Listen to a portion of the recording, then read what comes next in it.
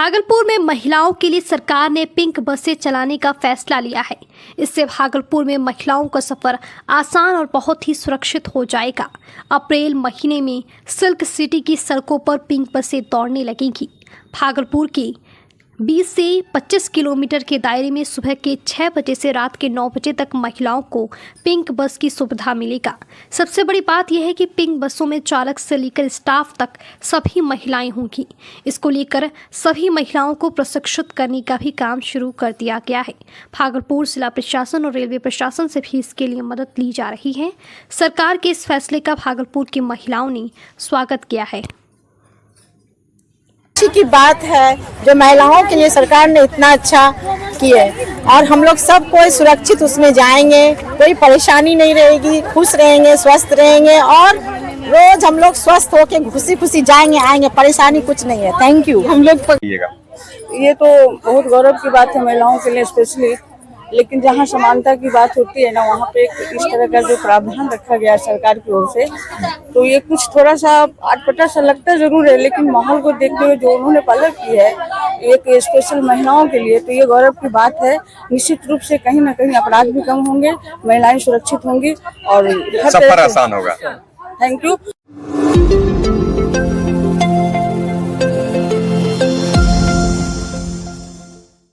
Malda rail मंडल के DRM Manish Kumar Gupta ने रविवार को भागलपुर स्टेशन के कई विभाग का निरीक्षण किया। उन्होंने रेलवे स्टेशन पर टिकट काउंटर, आरक्षण काउंटर, ओवरफूड ब्रिज समेत स्टेशन पर चल रहे कई कार्य योजनाओं का जायजा लिया और इस संबंध में जरूरी दिशा निर्देश भी दिए। जहां कार्यों में अनियमितता पाई गई वहां कर्मियों को फटकार भी लगाते दिखे। उन्होंने न्यू भागलपुर स्टेशन को बनाने को लेकर कहा कि डीपीआर केंद्र को भेजा जा चुका है, जल्द ही इस पर कार्य धरातल पर दिखेगा। मनीष गुप्ता ने सुबह भागलपुर दानापुर इंटरसिटी में आईसीएफ से बदलकर एलएचबी रैक सेवा का सुनहरा तोहफा भागलपुर वासियों को दिया और इसे हरी झंडी दिखाकर रवाना किया। वहीं रेलवे स्टेशन परिसर में अवैध तरीके से चल रहे दुकानों को भी खाली कराया गया ताकि यात्रियों को आने जाने में किसी तरह की परेशानियों का सामना न करना पड़े। उन्होंने coaching department, booking, lobbyist panel, room, पानी की व्यवस्था, बिजली की व्यवस्था से लेकर सभी मूलभूत सुविधाओं का निरीक्षण किया। मीडिया से बात करते हुए मालदा रेल मंडल के डीआरएम मनीष कुमार गुप्ता ने बताया कि आज का इंस्पेक्शन रूटिंग इंस्पेक्शन था। लॉबी, कमी, गैजेट सब ठीक से चल रही हैं कि नहीं उसको देखा गया है। भागलपुर मालदा मंडल का सबसे बड़ा स्टेशन भागलपुर है और इस स्टेशन में सभी सुविधाएं बढ़ाने के लिए हम लोग तत्पर हैं। उन्होंने यह भी बताया कि भागलपुर स्टेशन काफ़ी कंजस्टेड हो गया है, इस पर काम करने की ज़रूरत है। उन्होंने कहा कि इसके विस्तार के लिए एक नई लोकेशन की भी तलाश कर ली गई है। जल्द ही चिन्हित कर इसमें नया सैटेलाइट सेंटर डेवलप किया जाएगा। साथ ही उन्होंने कहा कि एनजीओ को रिक्वेस्ट किया गया है कि कुछ लोग इसके लिए आगे बढ़े, जिससे स्टेशन पर अब एम्बुलेंस की भी व्यवस्था कायम होगी। हम लोग देखते हैं कि हम लोगों के जो ट्रैक्स हैं, हम लोगों के जो रोलिंग स्टॉक है, हम लोगों के जो क्रूज लॉबीज़ हैं, रनिंग रूम्स हैं, उन लोगों की कंडीशन, उस जगह की कंडीशन क्या है, क्या उसमें हम लोग और इम्प्रूवमेंट कर सकते हैं, कहीं कोई खामी तो नहीं है। हम लोगों का जो स्टाफ है उसको हम लोगों ने पूरे गेजेस, औजार वगैरह दे रखे हैं जिससे कि वो उनको ठीक कर सकें। तो it is a routine inspection. Sir, Malda division का जो सबसे राजस्व है, तो सुख सुविधाओं के बढ़ाने के लिए आप क्या इसमें भागलपुर तो हम लोगों का सबसे बड़ा स्टेशन है मंडल, मालदा मंडल का, और सुख सुविधाओं को बढ़ाने के लिए तो 2 प्रपोजल्स हम लोगों ने ऑलरेडी भेज रखे हैं। एक तो है कि क्योंकि भागलपुर का जो स्टेशन है वो बहुत कंजेस्टेड हो गया है और कोचिंग डिपो में भी एडिशनल हमारे पास में लाइंस नहीं है एडिशनल रेक्स को चलाने के लिए। तो अब हम लोगों ने एक नई लोकेशन प्रपोज की है। रेलवे बोर्ड को हम लोगों ने अपना प्रपोज़ल भेजा है कि वहाँ पे एक नया सैटेलाइट स्टेशन डेवलप हो जिससे कि यहाँ पे लोड कम हो जाए। दूसरा, जो भागलपुर स्टेशन का रीडेवलपमेंट वाला प्रोजेक्ट भी जो है गति शक्ति यूनिट को रेलवे बोर्ड ने सौंप दिया है, उस पर भी जो है अब हम लोग शीघ्र कार्रवाई जो है वो करेंगे। सर, भागलपुर एक नंबर प्लेटफॉर्म पे क्या कहेंगे? नहीं, मैंने पहले भी कहा था, हम लोगों ने एनजीओज़ को रिक्वेस्ट किया था एंड कुछ लोग आगे बढ़े हैं। हम लोगों ने एक एमओयू, ड्राफ्ट एमओयू बना लिया है एंड हम लोग अब उनके साथ में शेयर कर देंगे जो हमारी टर्म्स एंड कंडीशन है। वंस दैट इज़ एक्सेप्टेड तो फिर हम लोग वो एम्बुलेंस सर्विस जो है, जो NGOs ने हम लोगों को देने का जो प्रपोजल दिया है, वो हम लोग फिर चालू करा देंगे इसको।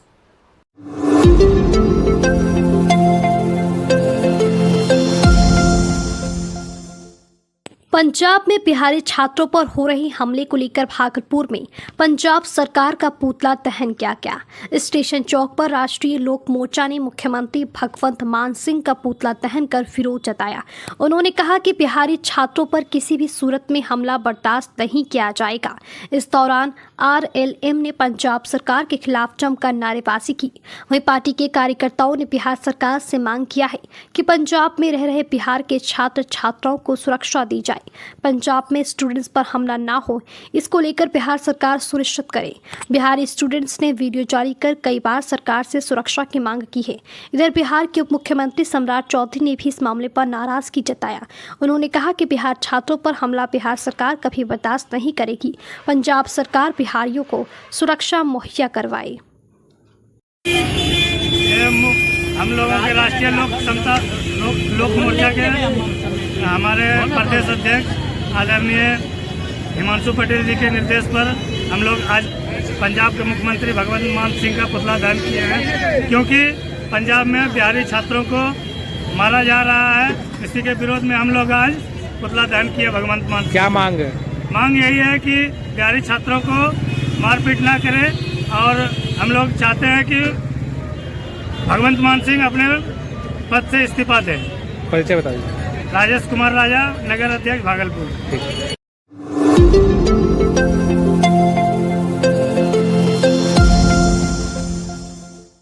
भागलपुर में रविवार को भगत सिंह, राजगुरु और सुखदेव को याद किया गया। घंटाघर चौक स्थित भगत सिंह की मूर्ति पर माल्यार्पण के बाद देशभक्ति गीतों की भी प्रस्तुति की गई। सरदार भगत सिंह शहादत समिति और गुरुद्वारा कमेटी के द्वारा शहीद दिवस मनाया गया। दरअसल भगवत सिंह, सुखदेव और राजगुरु की वीरता, दिलेरी और बलिदान ने भारतीय स्वतंत्रता संग्राम को एक नई दिशा और दिशा दी थी। उस समय के युवा इन तीनों सुरमाओं की वीरता से काफी प्रभावित हुए थे।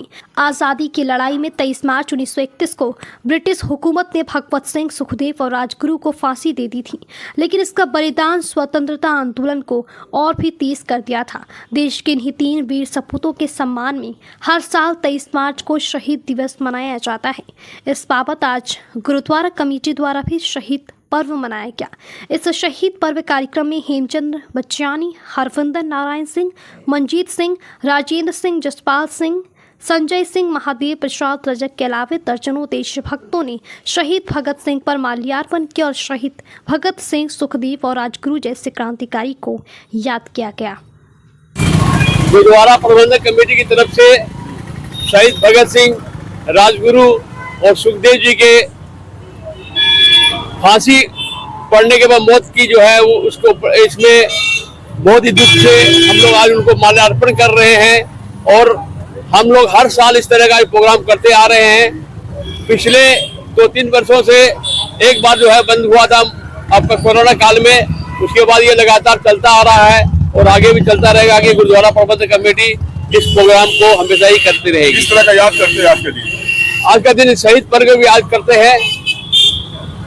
खालसा पंथ जो है शहीद भगत सिंह ने खालसा होकर के भी जो है देश के बाद देश के कारण अपनी कुर्बानी दी देश को बचाने के लिए। हालांकि उन्होंने कोई जुर्म नहीं किया था, सिर्फ एक बम फेंका था जिसमें सिर्फ आवाज थी असेंबली में। उसी कारण से अंग्रेज सरकार इतनी डर गई कि उसको हटाने के लिए उनको फांसी देनी पड़ी। नहीं अगर वो जिंदा रहते तो इस स्वतंत्र भारत को भी देखते वो। क्या नाम है आपका? खेमचंद बचियानी। 23 मार्च का दिन है। इसी दिन भगत सिंह, राजगुरु, सुखदेव जी को सबको फांसी दी गई थी। 24 मार्च का दिन मुकर्रर था, लेकिन अंग्रेज सरकार डर के जो है तो एक दिन पूर्व जो है फांसी दी गई, जिसकी फांसी के चलते कि पूरे देश में विद्रोह न हो, इसीलिए एक दिन पहले फांसी दी गई। आज क्या कर रहे हैं आप? आज हम लोग उन्हीं को याद करते हुए उनको श्रद्धांजलि अर्पित कर रहे हैं। क्या नाम हुआ आपका? राजेंद्र सिंह।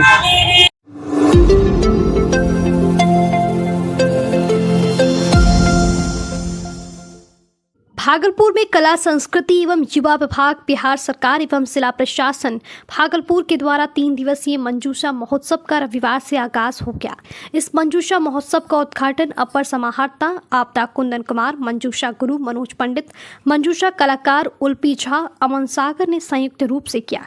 इस मंजूषा महोत्सव में स्थानीय कलाकारों के द्वारा एक से बढ़कर एक लोक कला पर आधारित चित्र का प्रदर्शनी लगाया गया। उद्घाटन के बाद अपर समाहर्ता कुंदन कुमार ने मंजूषा प्रदर्शनी का अवलोकन किया। अपर समाहर्ता कुंदन कुमार ने बताया कि इस मंजूषा पेंटिंग को एक बाजार की जरूरत है ताकि कलाकारों को उसकी वाजिब कीमत मिल सके। वही मंजूषा गुरु मनोज पंडित ने बताया कि मंजूषा कला भारत की लोक कलाओं में एकमात्र ऐसी लोक कला है जिसमें कहानी को क्रमिक एवं श्रृंखलाबद्ध रूप से चित्रित किया गया है। मंजूषा कला अंग प्रदेश वर्तमान भागलपुर बिहार के आसपास के स्थानों की लोक कला है। और जिला प्रशासन भागलपुर का हम आभार व्यक्त करते हैं और धन्यवाद देते हैं कि अपनी संस्कृति को संरक्षित रखने के लिए मंजूषा महोत्सव हो रहा है। और कोई भी समाज, कोई भी देश, कोई भी राज्य का अगर पहचान उसकी कला संस्कृति से होती है और हमारी अंग की संस्कृति, यहाँ की कला सभ्यता, हमारे यहाँ का वेशभूषा, बोली और मंजूषा कला है। और इसके संरक्षित के लिए मंजूषा महोत्सव हो रहा है।